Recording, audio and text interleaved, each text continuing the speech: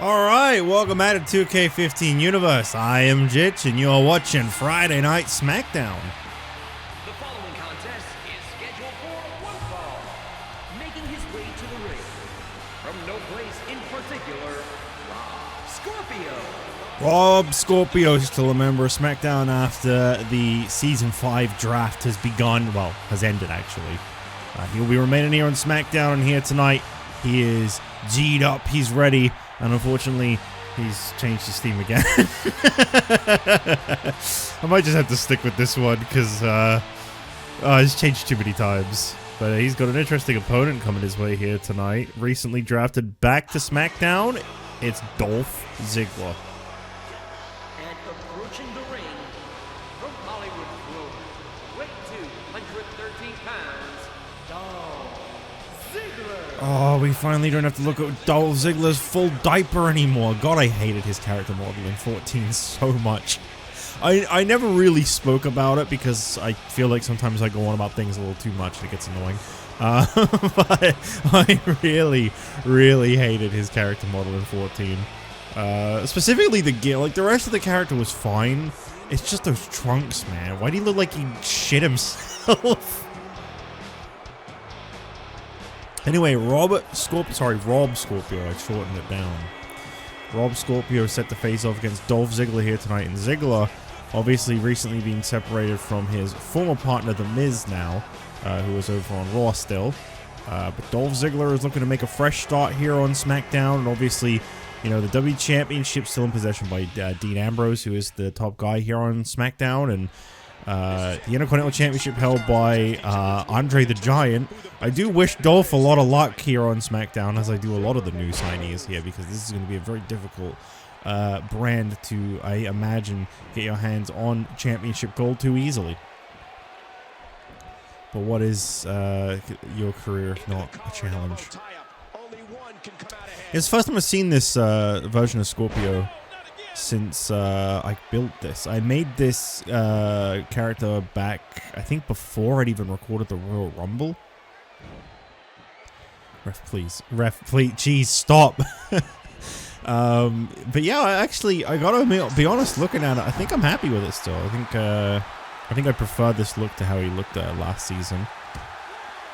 I did like him with his hair tied, but believe it or not, that's not actually a hairstyle option in 2K15's incredibly limited character design. He'll probably look a lot more detailed and better in the next season, but there's not really a lot to work with in this one, so I kind of just did what I could with what I had. Yeah, so I'm definitely aware he could really use some work, but, you know, I like this look still. I gotta say, haven't seen it now. I'm happy with it. But here tonight on SmackDown, we're gonna be looking forward to some interesting matches. The primetime players are set to face off against the reunited United Kingdom later on tonight, and the fans are chanting boring. That's very nice. Perhaps they're chanting Goldberg. They have the same ring to them. That felt like such an unnecessary dunk on Goldberg, but no, they really do. They do have the same boring Goldberg. You see, if the shoe fits. Nah, I actually kind of liked Goldberg. I mean, I don't really like what he said about Asuka. I'd pick 100 Asukas. I'd pick one Asuka over 100 Goldbergs any day, personally. But I mean, historically, I will say that Goldberg's obviously very significant. And I think you're in denial if you don't realize that. But I do prefer Asuka 100 times over. Much love to Asuka. Yes, we got a no more contenders match coming on later on tonight. The primetime players at the face-off against the reunited United Kingdom to determine who will be next in line for the W Tag Team Championships. Cradle DDT by Ziggler into the cover on Scorpio, and he's just about able to kick out. Scorpio getting fired up. Wait, I get Scorpio coming back. Okay, I didn't realize that. What does he do? I made this character so long ago, I genuinely don't know like any of his moves or anything. Like, I'm fascinated to see him compete tonight. I'm happy with him, honestly. I don't know how anybody else feels, obviously, but I'm happy with the outcome here. Just I gotta get a good feel for what he's like this season, because it's very different. Big right hand. I like that the sweat flew off of Dolph before he threw the strike. Dolph turning Scorpio around in the corner and he changed his mind. He's a good boy, that Dolph Ziggler. Could have been going for a zigzag there as he turned Scorpio around, but Scorpio reversed it. Am I really the same height as Dolph, by the way? I'm pretty sure I made Scorpio 5'9". Is Dolph not above 6? I just assume like all wrestlers are above 6. Especially because if you made yourself like 5'9", or in Bryce's case 5'6", in the last season, you were like microscopic. You were so tiny.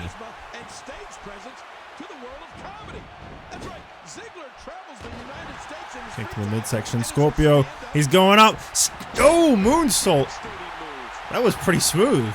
Cover attempt here on Dolph Ziggler. No way. Okay, I was going to say, no, not that easy. Well, Scorpio got Dolph potentially right where he wants him. Big right hand and a drop kick. Man, that one rocked him. And working the leg. Okay, it's different. I don't know why he did that. I think I had to change Scorpio's move because I don't think the Tiger Bomb that he used is actually in this. So I think I changed it to something similar-ish, but I don't remember. So I'm kind of hoping he does his finisher at least once so I can see it. I think they took that one out. It was like the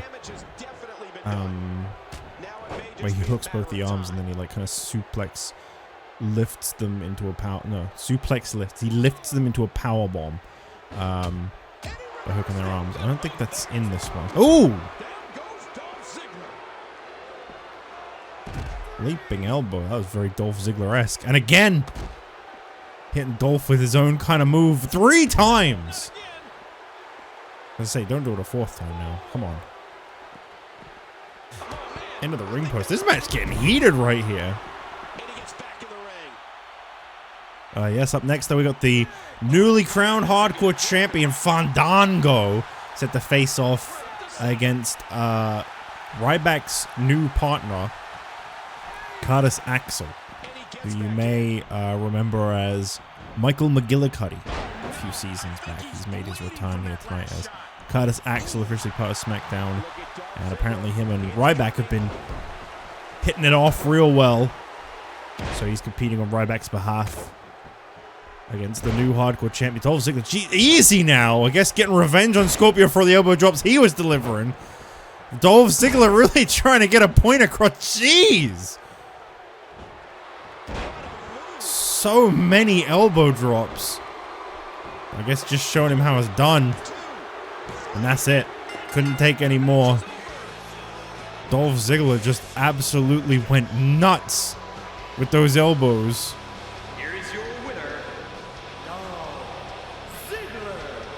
Well, Dolph Ziggler is victorious in his SmackDown return. I believe it was SmackDown that Dolph made his debut on all the way back in Season 1. And he is back on Friday nights. And he starts things off with a victory.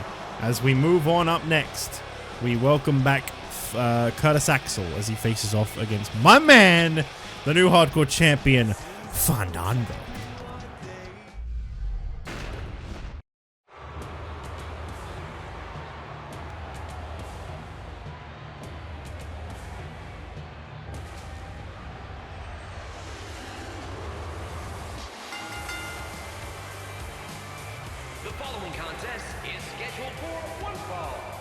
Making his way to the ring from Minneapolis, Minnesota, weighing 228 pounds, Axel. Back as a WWE superstar once again. This man was around for Season 2. And, well, that was about it. But he was Michael McGillicuddy at one point. You know, he had a pretty decent run all those years ago. Comes back more motivated than ever here tonight. And as I said before, apparently him and Ryback, they go back, they have their history, and they will be a part of the SmackDown Tag Division. But here tonight, Curtis is fighting on behalf of his friend Ryback as he competes against the hardcore champion Fandango in what will be Fandango's first match as Hardcore Champion. Will this be a good return for Curtis Axel? Will he pick up a victory upon returning to Friday nights? Well, I mean, I guess technically speaking, he's making his debut on Friday nights. I don't know what was up with his mouth there, but it looked very strange. Yeah, here we go! And approaching the ring, the Hardcore Champion, Fandango. Why does she look so strange? Her face looks really off. Where is he? Where is he? Where is he? Yeah! Look at that right there. He's a champion now. The Hardcore Sensation. And we have the worst ring announcer of all time still introducing him. I'm sure he can correct him and say how it's actually done by the time this match is over. Don't you worry about it. Actually, I've got to be completely honest with you guys. I did not realize that Summer Rae was still in Fandango's entrance in 15. I actually didn't know that. I thought that had stopped by the time this game came out, because I don't think they were together for very long. Her face is very strange in this game, which is not her fault. It's just they took a little while to get used to making people's faces look right, especially if they expressed, and she's smiling the whole way, which is really not helping. They did her dirty, man.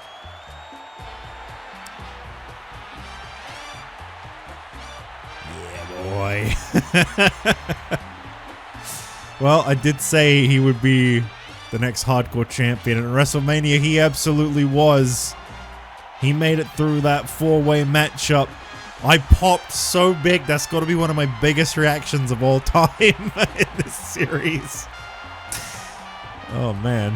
Is it just me, or is his entrance slightly longer in this game? I mean, I don't mind. I'm just pointing it out. I think it took him a little longer to come through the curtain.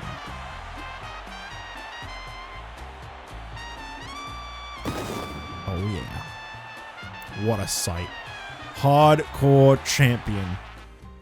The first man to win that championship from Ryback since he won it 2 years ago. I mean, obviously, it wasn't active that entire time. It's like Ryback was like untouchable for 2 years. He's actually very beatable for a majority of the last season. It's just that the Hardcore Championship wasn't around at the time.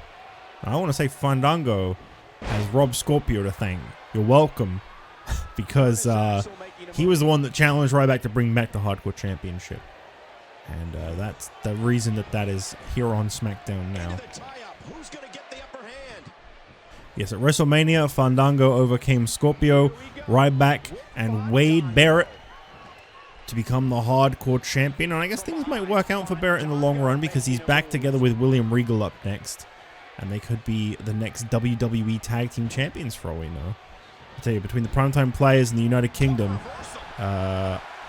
it's going to take a lot to take the Shield down, that's for sure. Seth Rollins and Roman Reigns here on Friday nights now as the WWE Tag Team Champions alongside the WWE Champ Dean Ambrose. And speaking of the WWE Champion, as was revealed last week in the closing moments of the on-screen draft, The Rock made his decision to come to SmackDown, where he will now go to Backlash and challenge Dean Ambrose for his former WWE Championship. I'm very interested in seeing how Dean could possibly overcome The Rock. But tonight, Paul Heyman has tasked The Rock, because he said, look, Rock, I'm really happy to have you here on SmackDown. It is a huge privilege to have the greatest world champion in this series' history on SmackDown. But you aren't my top investment here on SmackDown, and you will face off against my top investment tonight. Paul Heyman has had a lot of very strong belief in Daniel Bryan since he picked him up last Monday, and now tonight in our main event, Daniel Bryan gets to go one-on-one with the Great One in our main event. And what if Daniel Bryan beats The Rock tonight? What does that actually mean for Daniel Bryan? Backlash, it will be Dean Ambrose versus The Rock, but I guess maybe next month at Payback we could see Daniel Bryan in line for the WWE Championship potentially. But I mean, we're getting a little ahead of ourselves. We don't have to worry about that too much right now. Also, coming up later on tonight, one match I haven't spoken about at all is the Intercontinental Championship will be on the line later on tonight. Andre the Giant is set to defend that championship. Bobby Heenan says right in a high from beating CM Punk at WrestleMania. Andre the Giant is very happy to announce that he will be willfully defending that against any chump willing to walk on that curtain and face the largest athlete in the entire WWE. So, Andre the Giant, open challenge for the Intercontinental Championship. That's before our main event tonight. Fandango looking great in that ring right now, I'll tell you. I like the new gear, by the way. Very nice. Snapmare here by Axel. And, oh, float over jawbreaker. Some very big names here in Friday Night SmackDown. Obviously, Stone Cold Steve Austin was one of the first draft picks. The Rock was one of the final that we saw on screen. Daniel Bryan has really been making a name for himself. The Shield are all here on SmackDown. And of course, we have that new group, the Wyatt family, here on SmackDown as well. I'm not surprised that they're not in the Contenders match up next, since we only saw one match out of Luke Harper and Eric Rowan so far. And I guess Bray Wyatt last week as well when he destroyed Darren Young. I hope Darren Young is mentally prepared to be facing off up next after what happened to him last week, because... Oh! I believe he calls it the axe hole, everybody. Cover attempt here on Fandango. No way. Oh my god. This is a dark day. Fandango losing. Well, this absolute axe hole here, getting the victory over Fandango. I can't say I love it. In fact, it makes me quite upset, but it's not about me sometimes. It's about picking up the W, and that's exactly what this guy just did. Curtis Axel picking up a win in his return / SmackDown debut. And up next, we'll find out who will be challenging the Shield for the WWE Tag Team Championship. Primetime Players, United Kingdom. That is next.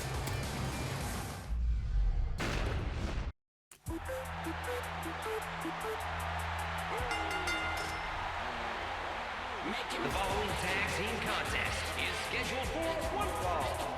On the way to the ring, at a total combined weight of 509 pounds, Titus O'Neil and Darren Young, the Primetime Players. Well, they are back in action here on SmackDown. We haven't seen these guys too much since they came from NXT to SmackDown. Admittedly, Coalition kind of shut these guys down pretty quickly upon their arrival to SmackDown, but the Coalition are no longer a factor here, and these guys now have to go through the Shield, which is arguably worse, but that's besides the point.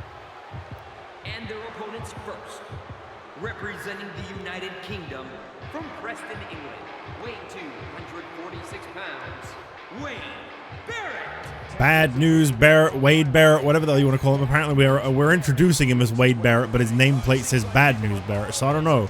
I have no idea what we're supposed to call this guy anymore. Barrett. Just call him Barrett, I guess.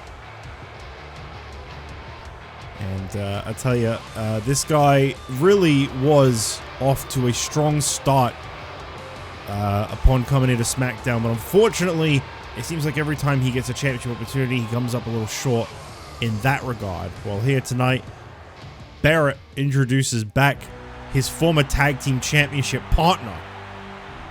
And his tag team partner, representing the United Kingdom from Blackpool, England, weighing 243 pounds, William Regal.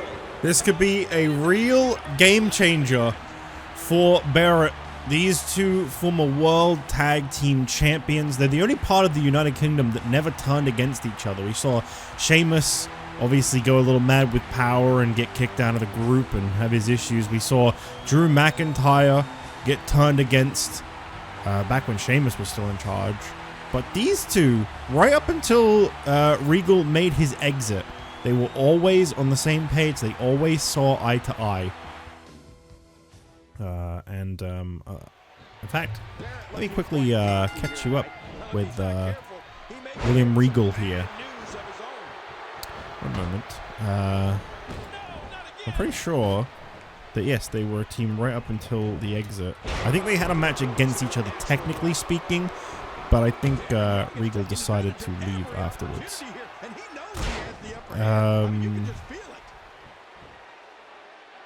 It's WrestleMania 2.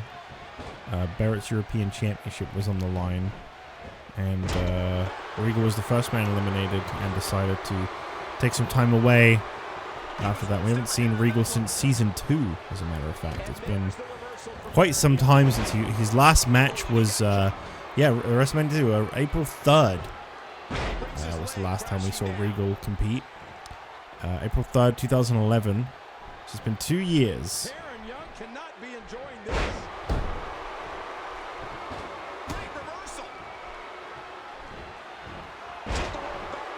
So I believe, if I recall correctly, Regal did not want to compete against Barrett at WrestleMania. He was very reluctant to do so, and upon being eliminated from that match, I believe the impression was that he was heartbroken and that it was a tough time for him to see this group implode. But he's back here tonight, and he is on the same page with Barrett. And I tell you, this is a team I really like. This is a pairing right here that I think is pretty great. Obviously, without Sheamus and Drew, I think they're definitely different. Don't get me wrong, but I think these guys could be on their way to becoming WWE Tag Team Champions potentially. I will say, I think the Shield are closing in on becoming the longest reigning WWE Tag Team Champions in history, and that is no short statement.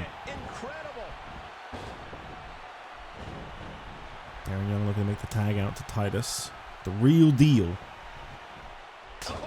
And as I said before, the primetime players, never really got much of an opportunity on SmackDown since coming there from NXT. But at the start of this new season, I imagine we'll be seeing a little bit more of them. I think it was a little rough for Darren Young to have to go through Bray Wyatt last week. I think that really kind of hurt him mentally and physically. But, you know, it is what it is. And obviously with the new season of NXT now kicking in, you talk about everyone in this match bar and Regal, they were from NXT coming into SmackDown, you know. Primetime players wanted EYS, or Barrett wanted EYS. The question is, you know, who's going to be next? SmackDown was one of the most popular choices last season for EYS matches. And in case you're new to the series, in case this is your first, like, you know, in case you started on season 5, an EYS match is something that happens on NXT every month before the pay-per-view, the final NXT before the pay-per-view. So we'll have one in a couple weeks on NXT, as a matter of fact. It's always the week of, so it'll be the week of Backlash, for example. Basically, what it is a high-ranking NXT superstar, normally who's won like a qualifier, gets to challenge the bottom-ranked SmackDown or Raw superstar, and if they beat that bottom-ranked SmackDown or Raw superstar, then the two trade places. The NXT superstar works their way up. They become a part of the SmackDown or Raw roster, whilst the SmackDown or Raw loser then goes to NXT, where they can generally get a little bit of a career revamp. You know, things can really turn around for them. A perfect example of this is the brand new NXT champion Rey Mysterio, who, well, exactly that. He's the NXT champion now. He moved over to NXT, he won the championship. That's huge. It really turned him around. He was losing a lot of matches here on SmackDown, and it seems like that was just the right move for him.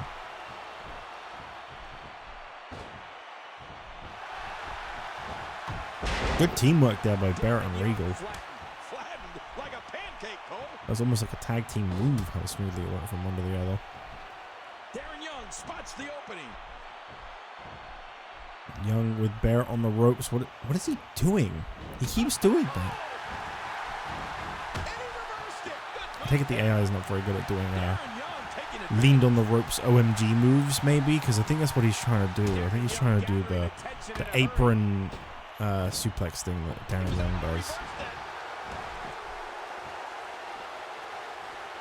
It looks like Barrett was sick to Regal on Young, and anything's legal on the outside, and you know, as long as Young's back in by the 10 count.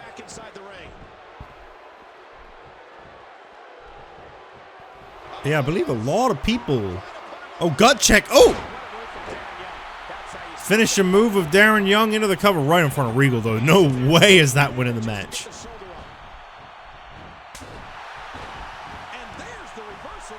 But yeah, I'm trying to think how many people ended up coming to SmackDown from EYS matches.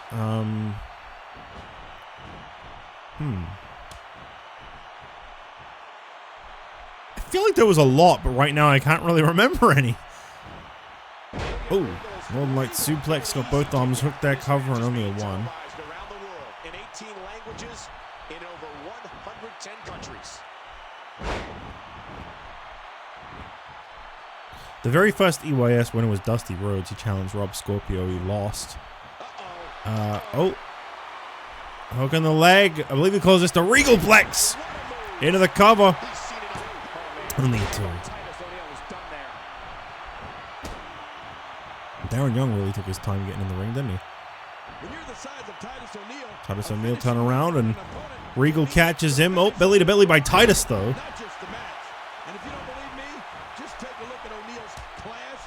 Tag made to Darren Young.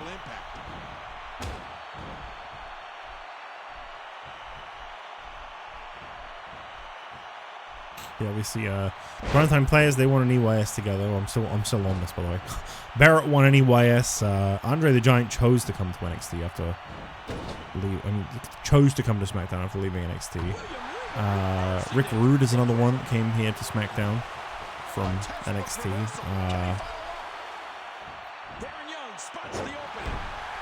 Fandango is another one, actually.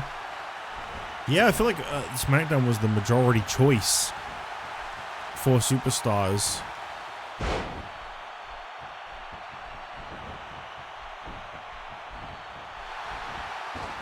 I don't really know what the hell Regal was trying to do there. He was very slow to do whatever it was.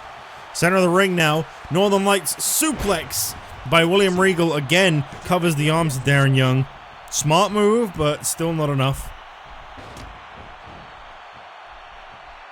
These episodes seem a little shorter than the previous season. But truth be told, part of me, I don't know if that's just because the menus don't take as long to go through. It might actually be that they're about the same length, maybe even longer. But the menus just don't take nearly as long to go through. So much loading time in the previous.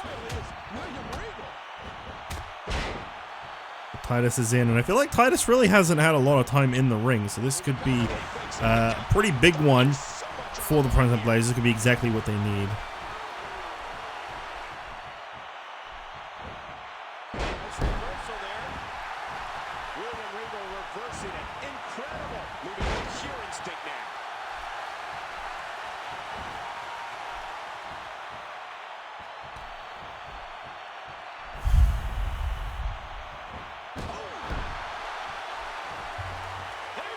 Tag made here. Darren Young is in. Sorry, that tie there. I just want to clarify that wasn't at this. I've been enjoying this match, don't get me wrong. I just saw that some of my request for some time off of work was declined, and I just really don't want to. I don't want to go to work anymore. Oh, drops down Regal on his back there. Darren Young with Titus O'Neil out of the picture, going for the cover here on Regal. Bold move, but hey. Brother two. Remember, this is a contenders match. One of these two teams will get to face the Shield for the W Tag Team Championship at Backlash. Right now, confirmed for Backlash, we know that Dean Ambrose will be defending the W Championship against The Rock, and Edge will be defending the World Heavyweight Championship against John Cena. We also know that the Brothers of Destruction over on Raw will be defending the World Tag Championship against Evolution's Batista and Triple H. And that was apparently the finish. I didn't even really see it. I guess he tapped? That was very, very vague. Here are your winners. Well, there you have it. So the Shield will defend against the Primetime Players at Backlash. And I'll be interested to see if perhaps these two can finally turn it around and win some tag team gold on SmackDown. As I say, they've been waiting for an opportunity, and this might have just finally landed right in their laps. Speaking of championships, though, up next, Andre the Giant, open challenge for the Intercontinental title.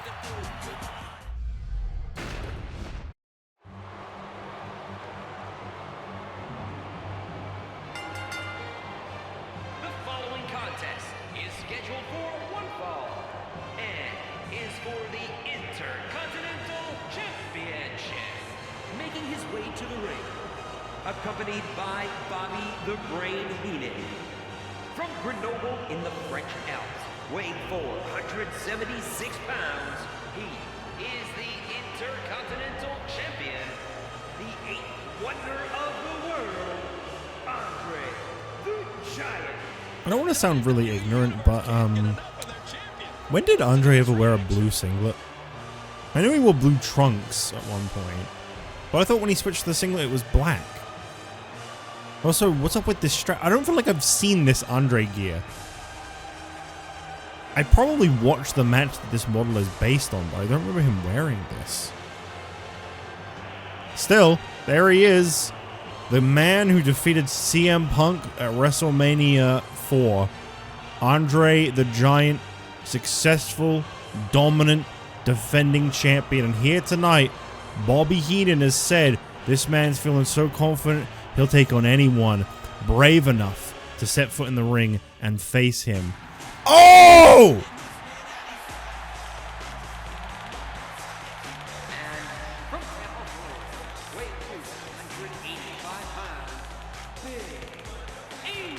It was literally just 2 days ago on NXT that this guy lost his championship to Rey Mysterio, and I was saying that the loser of that match would be out of NXT. That was an agreement made upon either the Raw or SmackDown general managers. We didn't know who, but a deal was made that basically said whoever lost that match, okay, they wouldn't be the champion anymore, but they would be headed from NXT to either Raw or SmackDown. Yes, this guy is coming fresh off the back of a championship loss, but he's getting in the ring with a guy that he beat for the NXT championship. This is a classic right here. Big E and Andre the Giant. This is what started NXT. Big E is on Friday nights. We have finally seen this man leave NXT and make his entrance on the big stage Friday Night SmackDown, and what a fitting first match. Imagine Big E coming to SmackDown, first match, Intercontinental Champion. I mean, that's literally what Andre the Giant did. Came to SmackDown back at Survivor Series last year, surprise opponent for the Big Show, defeated him for the Intercontinental Championship, and he's been holding it since.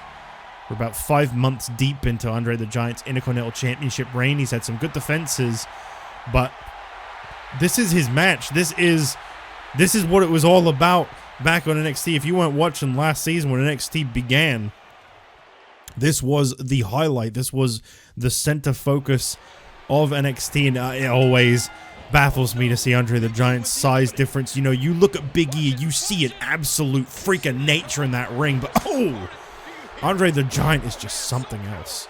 He is so huge. And I hope Big E remembers what it takes to beat Andre the Giant. See if he can do it again for the Intercontinental Championship. What a huge debut this could be for Big E. I mean, win or lose, this is still, I'd say, a big deal, but to be able to say that you came into SmackDown and beat Andre on your first night, that would be absolutely massive.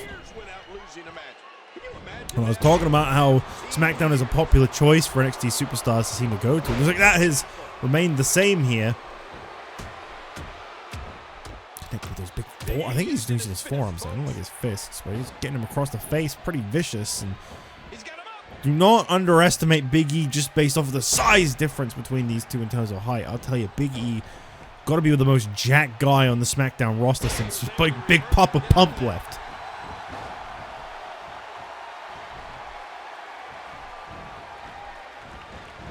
I'd love to see what Big E can do here on SmackDown. I mean, this is officially his debut. I'm telling you now, this is not a one-off. This is not a special appearance from NXT. This is the debut of Big E as a SmackDown superstar. I knew we were in for a surprise with the open challenge for sure, but I do not think this is something that a lot of people would have seen coming on. Maybe you did. Maybe you did expect this. I don't know. Fresh off the back of losing the NXT Championship to Rey Mysterio, is he sure he can beat Andre? I kind of understand what he's going for here, perhaps chasing his former glory, you know. I may have lost to Rey, but this is the guy I beat for the championship before. I mean, it kind of makes sense, but some could argue if you can't beat Rey, you shouldn't be able to beat Andre the Giant. But I suppose, oh god, so it's realistically two different types of wrestlers, you know. I think Rey Mysterio could stand a good chance of being Andre the Giant, just based off of his pure speed and athleticism alone. He could maybe find a way to bring Andre down as long as he doesn't get crushed by him too quickly. I wonder if Bobby Heenan is regretting this open challenge. Andre, butterfly suplex, launching Big E. You know, there have been predictions that Andre might end up being the longest reigning Intercontinental Champion of all time. And there's the reversal. Obviously, he's still got quite a way to go. It could happen. I don't think we've had anyone hit a year with this one. We don't had anyone hit a year with any title reign, actually. In the first, coming on 5 years. No, 4 years, sorry. I forget how that works. We've had 5 seasons. We're at the start of this one. By the time this is done, we'll have had 5 years. But we're coming on 4 years. Well, technically, we won't be, by the time we're done with season 5, we won't be. If we had 5 years, we've had about 4.5, because we started Survivor Series in season 1. Big E here, smart move. Keep him grounded and just wail on him. Make sure he can't get up. But Andre, surprisingly fast to get to his feet with that eye rake. And I wonder what's going through the mind of Andre the Giant to see this guy across the ring from him again, considering all their history. Oh, no. Oh! There it is. And once again, Big E feels the wrath of Andre the Giant. Is this Big E's NXT career all over again? Your winner, and still the Intercontinental Champion, the 8th wonder of the world, Andre the Giant. I'm going to be honest, and I mean no disrespect to Dean Ambrose when I say this, but it might honestly be easy to set your sights on the WWE Championship rather than the Intercontinental Championship right now. I truly believe this guy is just a monster, an absolute monster. There is no other way to describe it, and I think he's going to be holding that championship for a very, very long time. Andre the Giant retaining against the debuting Big E as we move on to our main event, The Rock, set to make his SmackDown return as he faces off against Paul Heyman's chosen star, Daniel Bryan.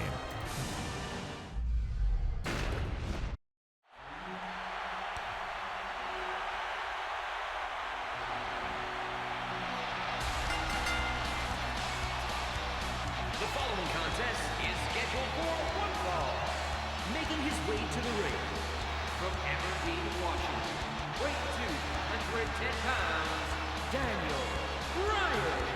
Well, this man, as I said before, has got a lot of investment in his name right now.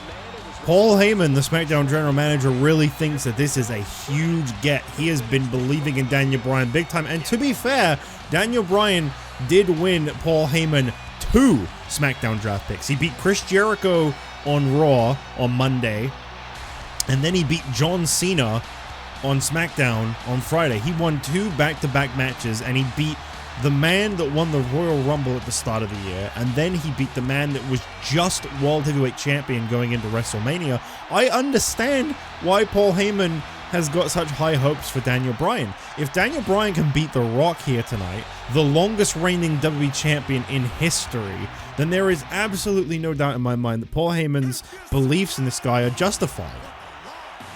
And approaching the ring from Miami, I love the Rocky chant. That's actually pretty good. 165 pounds, The Rock. You can't hear it very well, but there was actually a Rocky chant there. That was pretty cool. This man says he is ready to become a 3-time WWE champion at Backlash, and honestly, he might be. I'm not going to deny that. I think The Rock could very well be the next 3-time WWE champion. We've had 2 3-time champs in the past. No one's ever held the WWE title 4 times, but we've had 2. Randy Orton and John Cena are both 3-time WWE champions. Rock might join that list.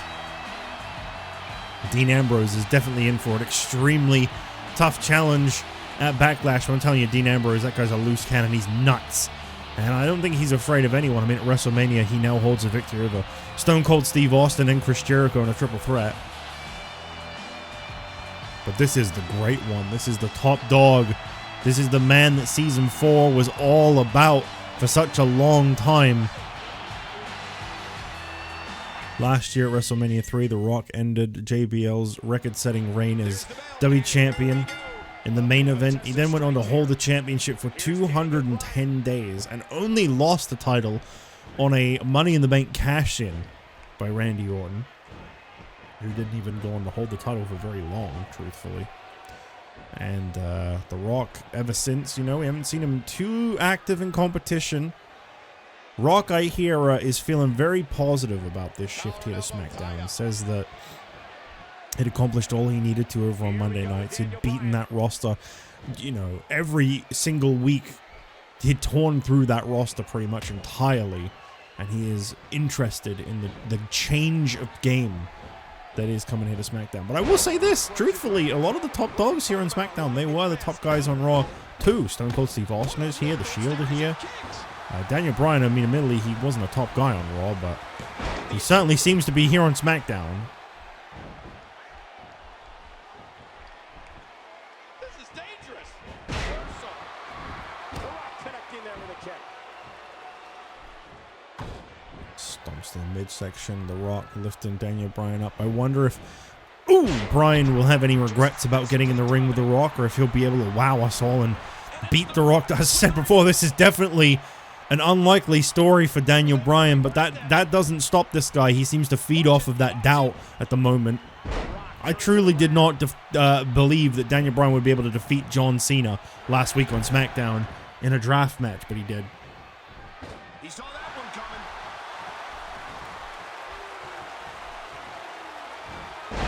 Paul Heyman has put his faith in Daniel Bryan twice already since signing him as a SmackDown superstar, and twice he has made Paul Heyman proud. So I understand the motivation behind believing in Daniel Bryan. I get it. I get it entirely. The suplex was picture perfect. You know, of everything we can say about Daniel Bryan. But Has there ever been a superstar? is he just riding that high at the moment, and how far can that truly carry him? If so. Daniel, I mean, Bryan won the WWE Championship twice in 2013. I'm going and away at The both Rock. times lost his grip on the title almost immediately. He held Yeah, it for shit on about a Daniel minute Bryan before during the he hottest time of his career. And then once he got the title back, he only held it for a day. I mean, I hope he's got a revolving door in his trophy case. The Rock connecting there with a kick. He drops the elbow. I didn't really think Jerry Lawler needed to record that line, to be honest.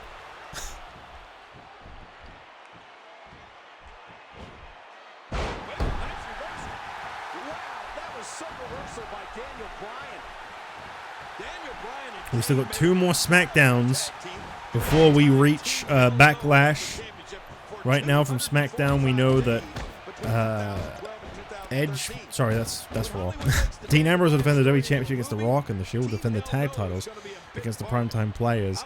The Intercontinental Championship will be on the line at Backlash, as will the United States Championship. And then, of course, it will be either the Hardcore or the European Championship. One of the two will be on the line as well. 7 matches, as is the standard.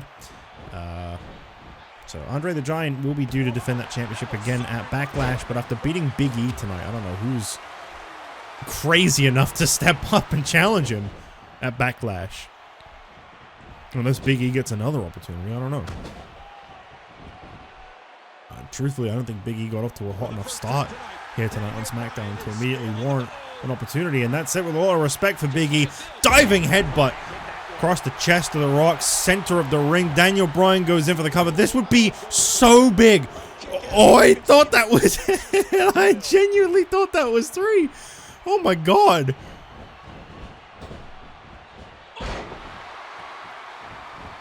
Bryan all over The Rock. He is not letting up. Showing us just how technically gifted he is. And The Rock being stretched out here by Daniel Bryan. I guess he's done with that move. Well, I don't know, but has that taken its toll on The Rock? Is The Rock? Oh, Busaiku knee! No way! Daniel Bryan just beat The Rock! Oh my God! He made that look easy. Daniel Bryan is on the run of his life right now. I don't know what the hell has happened to this guy. At WrestleMania, he walked into a European Championship ladder match, and he came up short in winning that championship. And right now, he is at the front of the line for the WWE Championship upon coming into SmackDown. Paul Heyman has bet on this guy 3 times, and 3 times this guy has absolutely knocked it out of the park. Well, he can't get a shot at Backlash, but I'd have to imagine a WWE Championship opportunity is on the horizon for this guy. No doubt about it. Thank you all for watching tonight's SmackDown. I will see you next week on Raw.